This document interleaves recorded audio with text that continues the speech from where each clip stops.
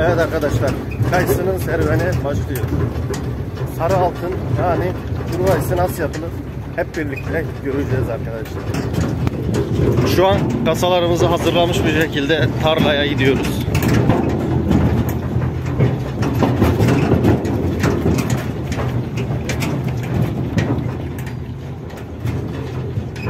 Tabi kasalarımız şu an devrilmiş durumda yolun kötülüğünden dolayı.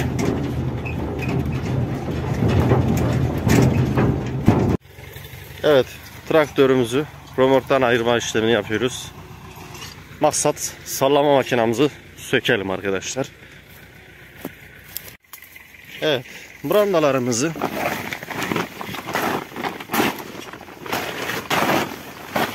kayısı ağaçlarımızın altına çekiyoruz. Görüyorsunuz. Sirkelemeye değmeyecek kadar az kayısılarımız var. Maksat sulama masraflarını çıkarsın.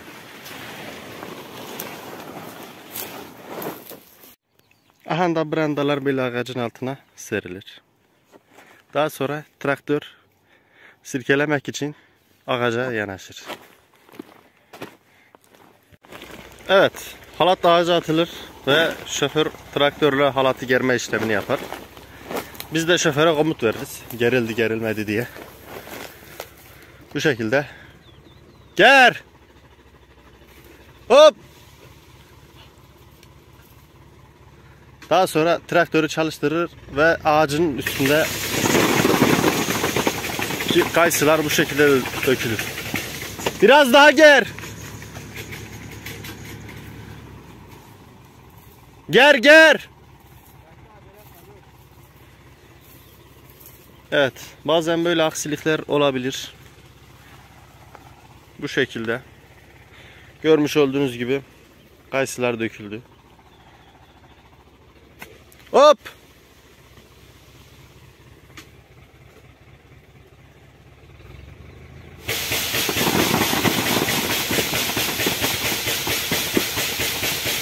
Tamam! Evet, daha sonra sirkeleme işi bu şekilde biter. Kalan da sırıkla dökülmeye çalışılır. Daha sonra ben halatı çözerim.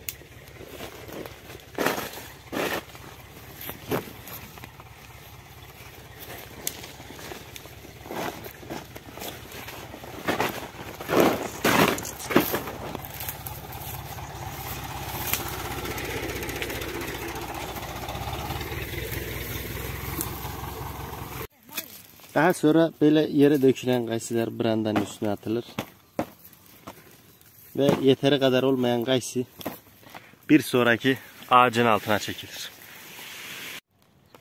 Evet, bazen böyle cırcır böceklerini yakalayıp böyle görüyorsunuz. Çırpındırıyoruz.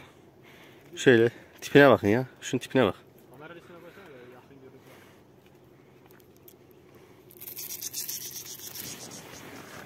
Sonra böyle salıyoruz, gidiyor. Böyle bir görsel şölen oluyor bize. Ha, bir tane de burada.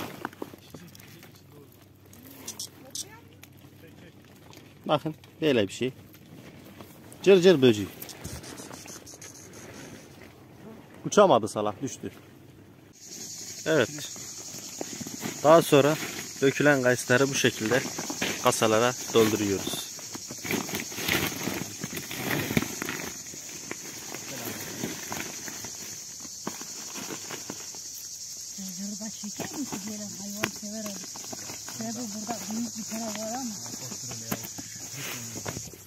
Evet arkadaşlar, sarı kayısının serüveni devam ediyor. Şimdi çıkarttım. Burada. Tamam. Evet arkadaşlar, sarı altın kayısının serüveni devam ediyor. Bahçeden topladığımız, getirdiğimiz kayısıları şimdi islimleme dediğimiz, yani kürtle pişirme olayına geçeceğiz arkadaşlar. Birazcık ispirto, birazcık kükürt ve bir de PUBG tavasına ihtiyacımız var arkadaşlar. Herhangi bir kap olabilir. Bu şekilde bir kap olması gerekiyor. İlla PUBG tavası almanıza gerek yok. Bu şekilde herhangi bir kap olabilir.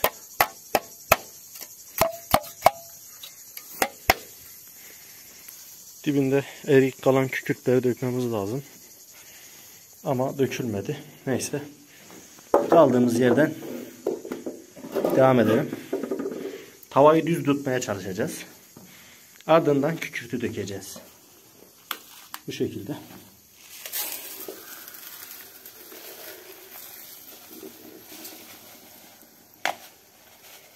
Ortayı mümkün olduğunca boş bırakmaya çalışıyoruz. Çünkü oraya ispirto dökeceğiz.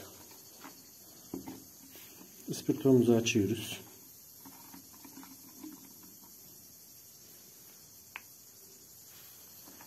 Şöyle.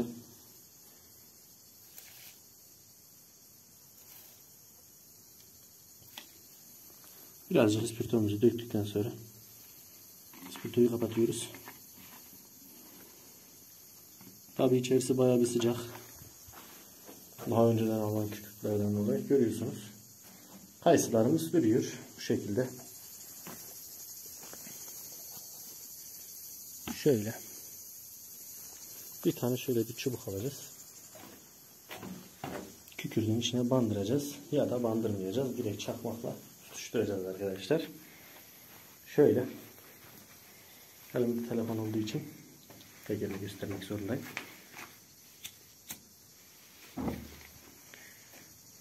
Şu an yaktık. Kükürt yanıyor. Şöyle birazcık yakınlaştırayım. Görüyorsunuz kükürdün rengi değişmeye başladı. Evet. İslimleme dediğimiz olay bu şekilde. Sarı kayısı bu şekilde olur arkadaşlar. Yani sarı altın, Malatya'nın altını bu şekilde oluşuyor. Tabi bu işlem burada bitiyor mu? Bitmiyor. Kesinlikle bitmiyor. Daha bu işin yolun yarısı arkadaşlar. Diğer yarısına devam edeceğiz birazdan. Daha sonra kapımızı örttükten sonra iyice kilitliyoruz kapımızı.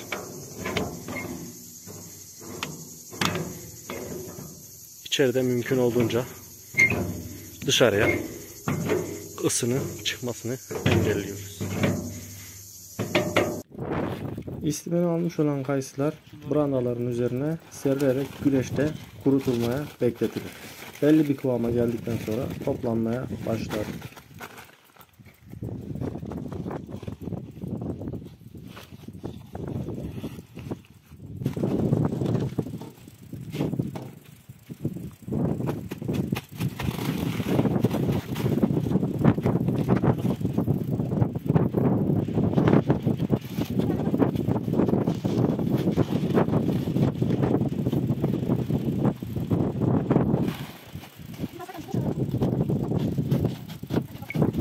Güneşte belli bir süre bekletilen kayısılar toplanmaya başlanır ve çekirdeğinden ayıklama işlemi yani fırtlama işlemine geçilir.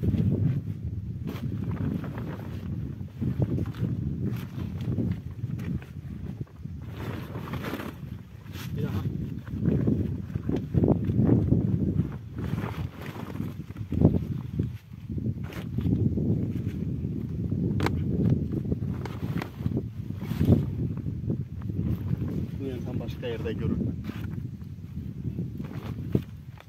Bu yöntem başka yerde görülmez.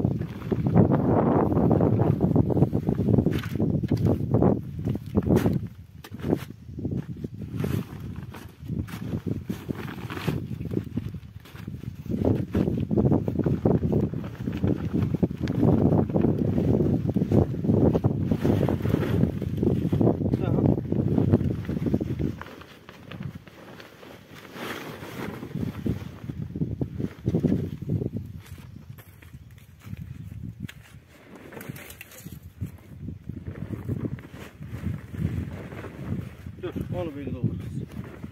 Geç karşıma.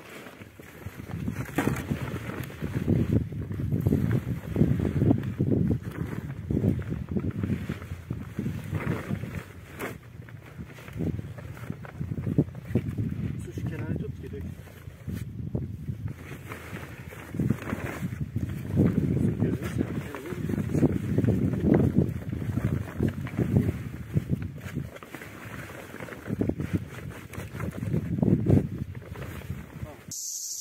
Güneşte kurutularak beklenilen kayısılar daha sonra çekirdeğinden ayıklama işlemi yapılır.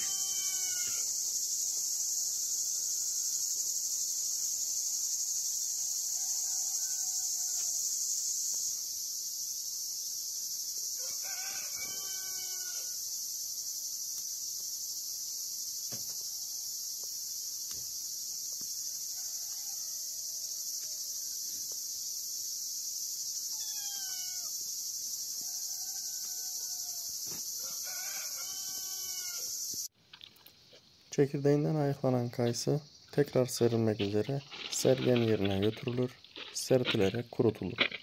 Ve bu son işlemimizdir. Bundan sonra toplandıktan sonra kayısılar satılmaya hazır hale gelmiş olur. Buraya kadar izlediyseniz kanala abone olmayı, videoları beğenmeyi unutmayın.